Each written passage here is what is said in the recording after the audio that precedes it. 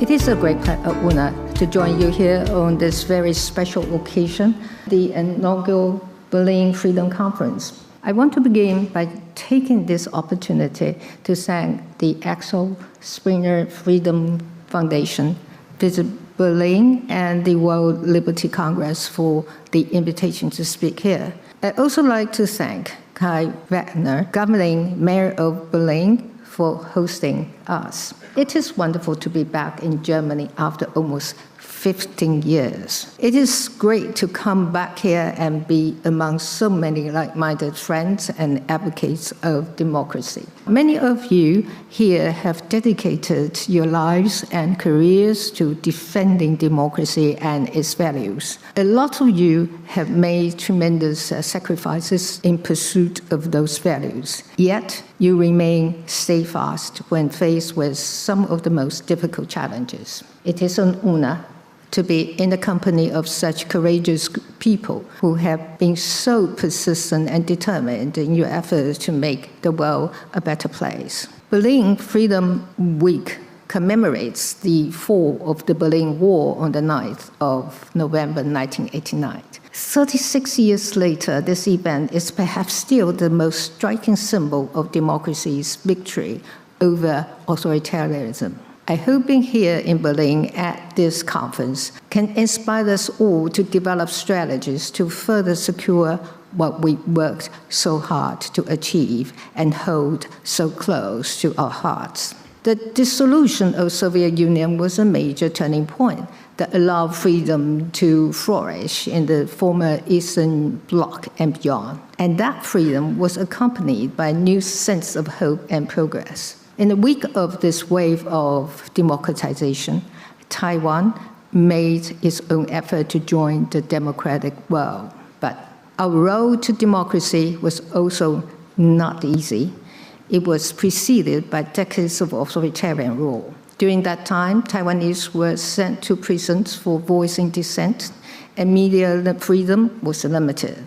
Despite this, the Taiwanese people did not give up hope, nor did they give up their democratic dreams. Eventually, their persistent efforts led to Taiwan's first democratic presidential election in 1996, and a period of democratic consolidation followed.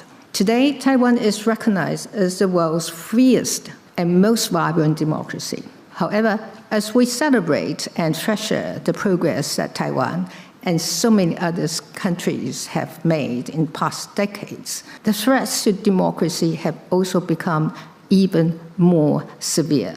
In recent years, for much of the world, democracy has been under increasing threat. Russia's full-scale invasion of Ukraine served as a wake-up call to all, and Europe has awakened to the extent of this threat, which after more than 3 years of war continues to grow. Russia has been attempting to test the boundaries of more European countries with incursions into their airspace and disruptions to critical infrastructure, such as undersea cables. In Europe, as in Asia, the authoritarian toolkit is very similar. Much of the destabilizing tactics Taiwan has faced in recent years tend to find their way to Europe eventually. We have seen this in the form of cognitive warfare and information manipulation, which are hard to identify and counter, but have long-lasting harmful consequences for democratic societies. These campaigns include disinformation, internet trolls, and media infiltration, all of which are no longer restricted by language barriers due to advances in AI technology. Through these methods, authoritarians attempt to take advantage of the free and open nature of democratic societies to interfere in elections and drive division, while eroding trust in government and in democracy. Now is the consequential time for democracies to reach out and adapt in order to keep our countries safe and our economies prosperous. The rules of engagement have changed, so our collective strategies must evolve with them. Making ourselves resilient in the face of authoritarian challenges is the key to our survival. In Taiwan, we know what resilience looks like. We understand all too well that the danger posed by those who seek to exploit democracy's imperfections. Now we're experiencing much intensified threats and intimidation almost on a daily basis.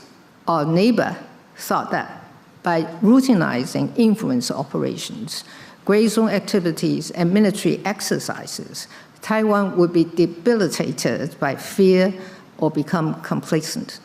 Contrary to that, the people of Taiwan utilize these challenges as a basis to build their resilience.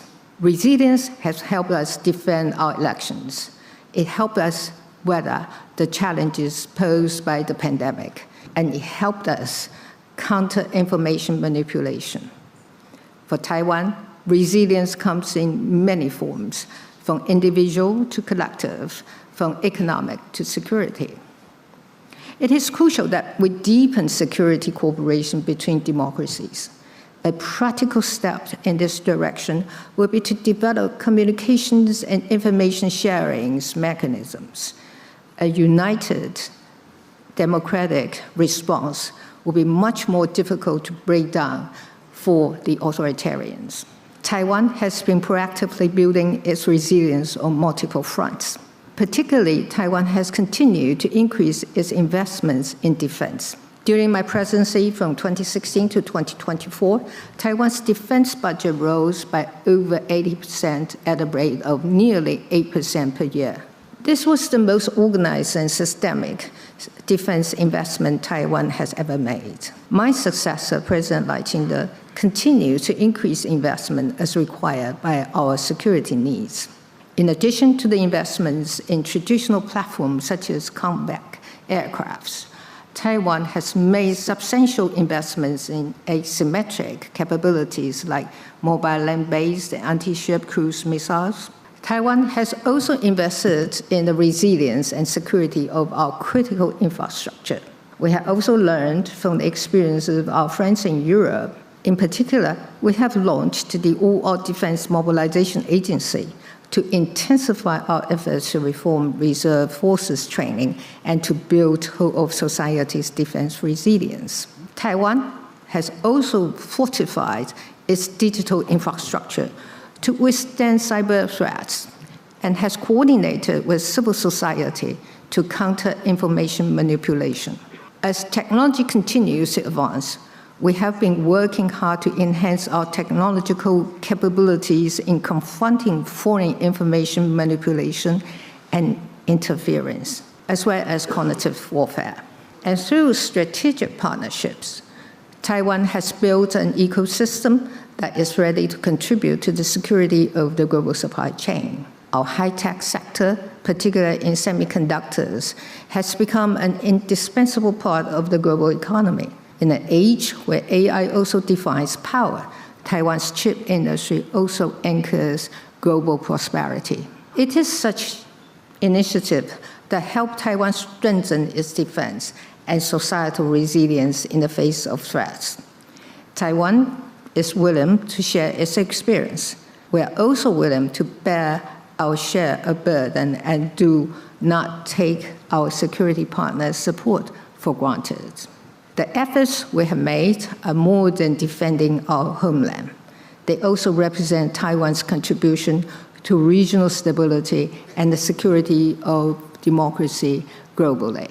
Regional stability and global security, of course, are a joint responsibility which requires joint efforts. Like-minded countries, no matter how near or far, can contribute by using their voices to promote peace and stability in the Indo-Pacific region. Taking a clear and united stand in support of Taiwan's security is in itself a meaningful form of deterrence against authoritarian expansion. Taiwan is appreciative of the statement made by the G7, the European Union, the US, and German Bundestag in recent years, as such statements have demonstrated the international community's deep concern and desire for stability in the Taiwan Strait. Statements like these tell Beijing that Taiwan is not alone and show the Taiwanese people that they have support.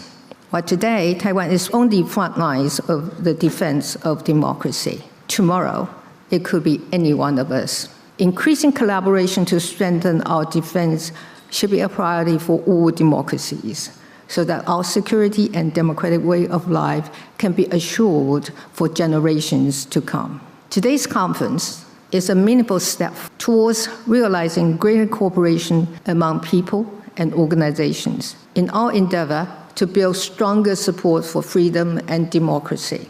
Just like the fall of the Berlin Wall brought the German people together as a stronger democratic force, I hope Berlin Freedom Week sets us on the course to build a stronger and more unified international democratic community.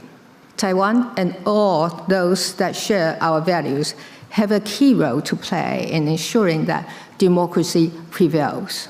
While it may seem like we are faced with unprecedented challenges, I'm confident that by working together, we will create a bright future for free societies.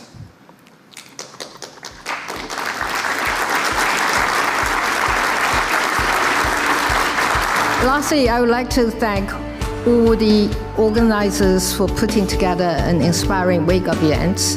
I wish each of you a fulfilling Berlin Freedom Week and even greater motivation in your work to promote freedom and democracy. And thank you.